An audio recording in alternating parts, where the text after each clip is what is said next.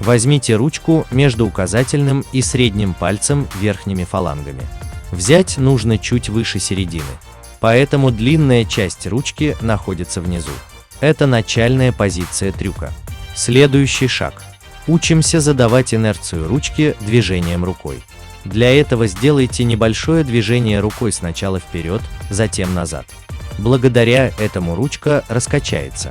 Важно, чтобы ручка легко качалась между пальцев. Для этого они должны быть расслабленными. Следующий шаг. Учимся выбрасывать ручку.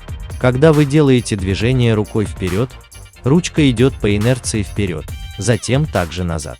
В тот момент, когда ручка возвращается назад, толкните ее средним пальцем. Для этого просто его согните. Ручка вылетает из слота.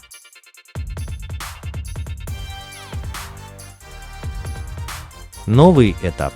Учимся закручивать ручку вокруг указательного пальца. Для этого вам нужно научиться делать толчок по вертикальной траектории. Когда ручка только начинает закручиваться вокруг указательного пальца, в этот момент поднимите остальные пальцы.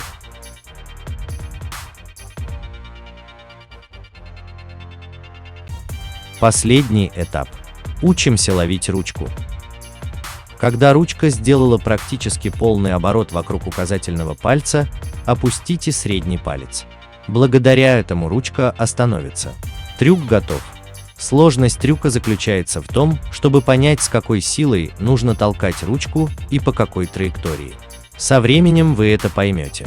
Удачи в изучении!